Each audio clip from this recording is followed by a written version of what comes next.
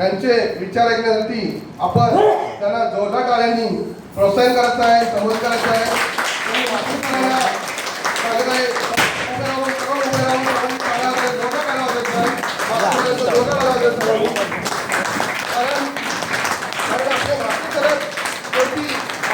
त्यांचे विचार ऐकण्यासाठी आपण एवढा लांबून आलेले आहेत.